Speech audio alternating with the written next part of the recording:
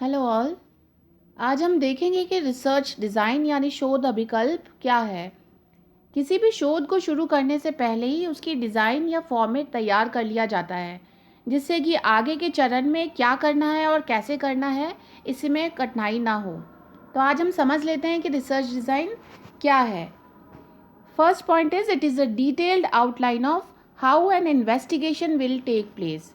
यानी शोध से संबंधित इसमें बहुत सारी डिटेलिंग की जाती है, जैसे कि शोध किस पर किया जाना है, क्यों किया जाना है, किस प्रकार का डाटा चाहिए, कहाँ से मिलेगा वो सारा डाटा, सैम्पलिंग डिज़ाइन कैसी होगी और उसके तरीके क्या होंगे, और डाटा कहाँ से संग्रहित किया जाएगा, उसे कैसे एनालाइज किया जाएगा। इस प्रकार से इसके अंतर्गत शोध की पूरी रूपरेखा तैयार कर ली जाती है। Next point is it is the blueprint of the research. यहाँ ब्लूप्रिंट से मतलब है नक्शा या खाका बना लेना। इसको हम एक एग्जाम्पल से समझते हैं। मान लीजिए एक ज़मीन का टुकड़ा है और उस पर घर बनवाना है, तो हम एक आर्किटेक्ट से बात करेंगे और उससे एक नक्शा तैयार करवाएंगे।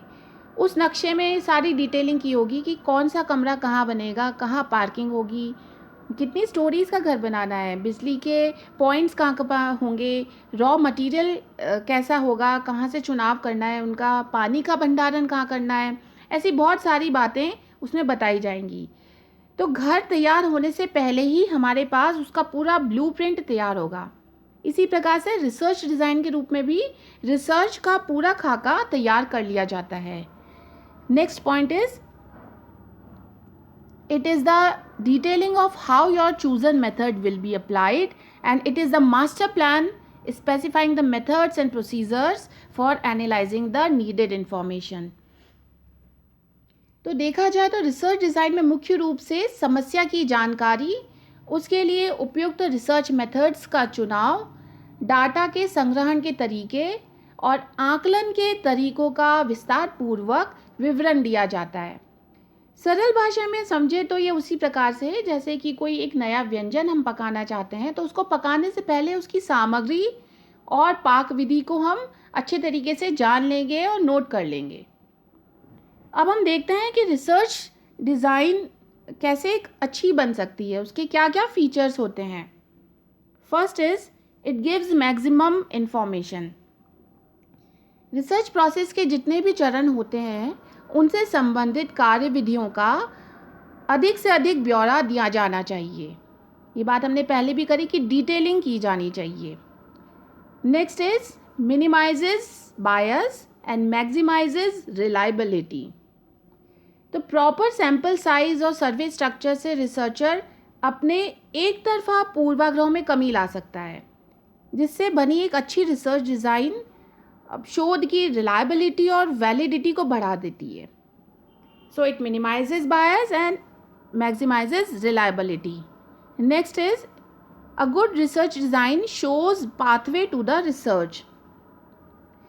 मतलब अगर हमें किसी मंजिल पर पहुंचना है तो वहाँ के अलग अलग रास्ते होते हैं, लेकिन उनमें से हमें एक बेस्ट सूटेबल तरीका चुनना होता है, और उसी प्रकार से शोध कार्य अपनी निरंतर गति से आगे बढ़ता जाए, इसके लिए एक अच्छी रिसर्च डिज़ाइन का होना बहुत ज़रूरी है, क्योंकि वह हमें एक मार्गदर्शन के रूप में निश्चित दिशा का बोध कराता चलता है। Next is smooth execution during research process. तो कई बार शोध प्रक्रिया के दौरान कुछ अनियंत्रित परिस्थितियों का सामना करना पड़ सकता है। ऐसे में क्या कोर्स ऑफ एक्शन रहेगा, इसका अनुमान पहले ही रिसर्च डिज़ाइन में जहाँ तक हो सके लगा लिया जाता है, जिससे कि बाद में जाके कोई कन्फ्यूजन वाली स्टेट ना रहे। Next, it is made before research process start.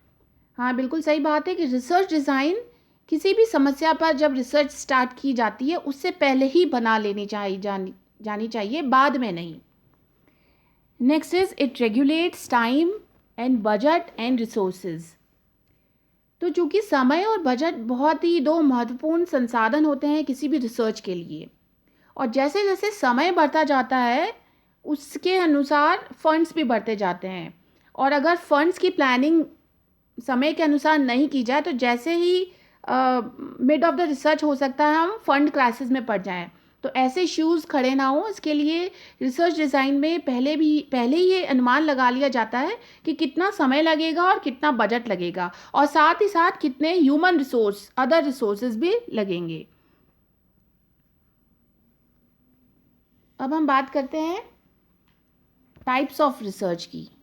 So there are 3 types of research design. First is exploratory research design यानी गन्वेषणात्मक। सेकेंड इज डिस्क्रिप्टिव या वर्णनात्मक। थर्ड इज एक्सपेरिमेंटल या कॉजल अर्थात प्रयोगात्मक रिसर्च डिज़ाइन। अभी हम केवल एक्सप्लोरेटरी रिसर्च डिज़ाइन के बारे में बात करेंगे। तो एक्सप्लोरेटरी रिसर्च डिज़ाइन, जैसे कि इसके नाम से ही पता चलता है, हमें इसमें एक्सप्लोर करना है। और किसके बारे में एक्सप्लोर करना है? हमें समस्या क्या है उसके बारे में एक्सप्लोर करना है। फर्स्ट पॉइंट है, exploratory research design is also known as formulative research यानी प्रारंभिक शोध। तो शोध समस्या को सबसे पहले ही जानने के लिए एक प्रारंभिक शोध किया जाता है, एक फॉर्मुलेटिव रिसर्च की जाती है, और वही एक्सप्लोरेटरी रिसर्च कहलाई जाती है। और ये एक्सप्लोर करता है और डिस्कवर करता है नए नए आइडियाज़ को। अपनी समस्या से संबंधित विभिन्न पहलुओं को जानने के लिए एक अंतर्दृष्टि उत्पन्न करता है। It explore and discover the ideas and insight. It is use as a beginning step in research. शोध शुरू करने का ये सबसे पहला चरण होता है, और उसके बाद आगे का शोध कार्य किया जाता है। It conducts to know the nature of the problem, यानी प्रॉब्लम क्या है, समस्या क्या है शोध से संबंधित, उसके बारे में, उसकी प्रकृति के बारे में जानने की कोशिश की जाती है। इसका मूल ध्यान केवल प्रॉब्लम की प्रकृति को जानने में लगाया जाता है, ना कि उसके आगे के स्टेप्स क्या होंगे उस पर। Next point is it may develop hypothesis but does not seek to test them. हाँ, ये पॉइंट बहुत इंपॉर्टेंट है जानना कि ये हाइपोथेसिस डेवलप तो करने के काम आती है, लेकिन हाइपोथेसिस की टेस्टिंग इसमें नहीं की जाती है। टेस्टिंग के लिए फर्दर आगे एक्सपेरिमेंटल रिसर्च डिज़ाइन हम आगे पढ़ेंगे, वो यूज़ की जाती है। Next is decisions and conclusions can't be made. चूँकि इसमें डिसीजंस और कंक्लूजन नहीं निकल के आते हैं, क्योंकि हाइपोथेसिस की टेस्टिंग ही नहीं हो रही है। हाइपोथेसिस बन तो रही है, लेकिन टेस्ट करने का अगर हम एक्सपेरिमेंट्स नहीं कर रहे हैं तो अंत में जाके कोई डिसीजंस पर नहीं पहुंच पाते हैं। It has a goal of formulating problems more precisely, clarifying concepts, gaining insights, eliminating impractical ideas and forming hypotheses।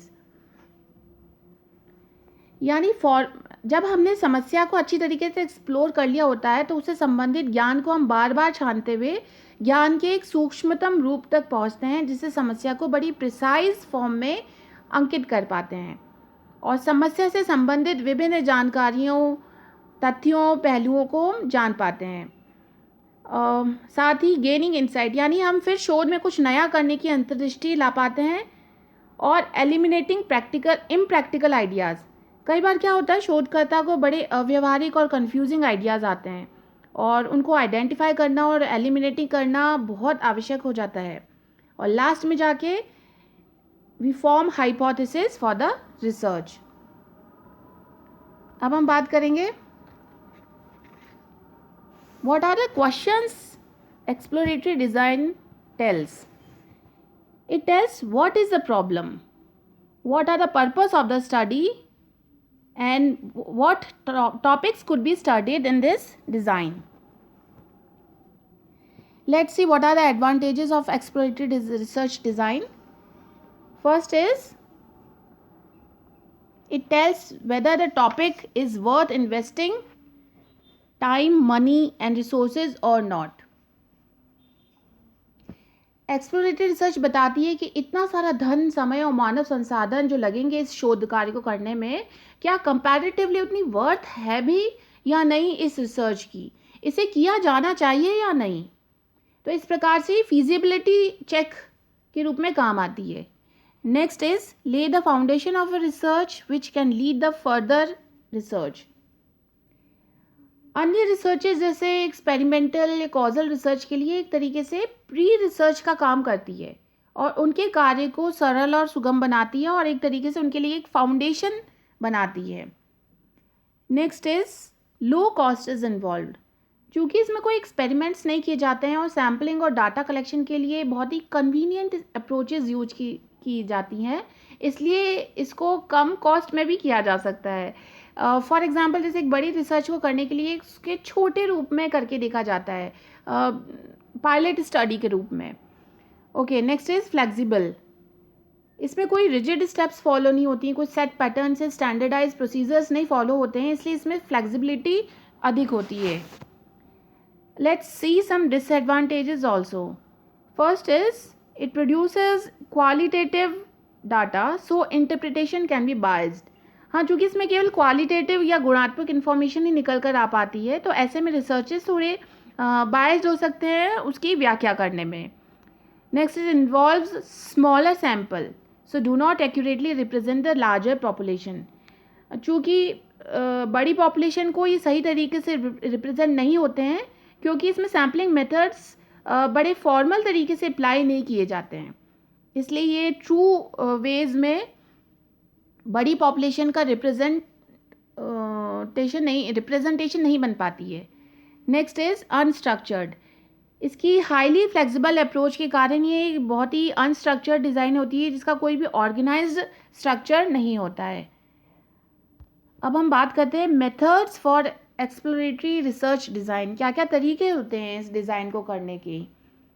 First is survey of concerning literature. Literature review करना। यहाँ पे लिटरेचर रिव्यू क्या है, इसका मतलब है पहले जो भी शोध किए गए हैं उन रिसर्चेस की एक समरी प्रोवाइड कराना। तो लिटरेचर रिव्यू हमें कहाँ कहाँ से मिल सकते हैं। इनके सोर्सेज हो सकते हैं एकेडमिक जर्नल से या गवर्नमेंट रिपोर्ट्स, रिसर्च आर्टिकल से या स्कॉलर वेबसाइट से। ऐसे लिटरेचर रिव्यू जब हम रिव्यू करते हैं तो इनमें बताई गई हाइपोथेसिस से हम अपनी नई हाइपोथेसिस डिराइव कर सकते हैं। एग्जैक्टली कॉपी नहीं, उसमें से डिराइव कर सकते हैं। Now let's see what does a good literature review tells. It talks about summary information of the previous topics, what are the weakness in the experimental procedure as well as theoretical conflicts क्या हैं, क्या gaps हैं, और कुछ suggestions भी ये बताती है जो कि future research करने के लिए हमें एक दिशा निर्देश देते हैं। नेक्स्ट इज एक्सपीरियंस सर्वे। जैसा कि नाम से ही पता चलता है कि ऐसे लोगों का सर्वे करना जिनको हमारे रिलेटेड टॉपिक का पहले से ही कुछ ज्ञान या अनुभव प्राप्त है। इस प्रकार से वो लोग नए आइडियाज़ को जनरेट करने में और प्रॉब्लम को और ही प्रिसाइजली डिफाइन करने में मदद करते हैं। तो ऐसे लोगों का हम फोकस ग्रुप या पर्सनल इंटरव्यूज़ के द्वारा उनसे इंफॉर्मेशन हम प्राप्त कर सकते हैं। Last is insight stimulating examples, यानी अंतर्दृष्टि उत्तेजना के कुछ एग्जाम्पल्स का हम इंटरव्यू कर सकते हैं, जैसे कि रिएक्शंस ऑफ स्ट्रेंजर्स। कई बार ऐसे स्ट्रेंजर्स जिनको टॉपिक के बारे में कुछ भी पता नहीं होता है, ऐसे अनजान लोगों से इंटरेक्ट जब हम करते हैं तो नए ज्ञान की प्राप्ति होती है, कुछ नए हटके आइडियाज़ जनरेट हो सकते हैं। Next is reactions of marginal individuals. तो मार्जिनल इंडिविजुअल्स वो होते हैं जो एक बड़ी सोसाइटी का एक छोटा सा पार्ट होते हैं, जिनके ओपिनियंस मेन स्ट्रीम सोसाइटी से अलग होते हैं। तो ऐसे में वो कई बार out of the box ideas दे जाते हैं।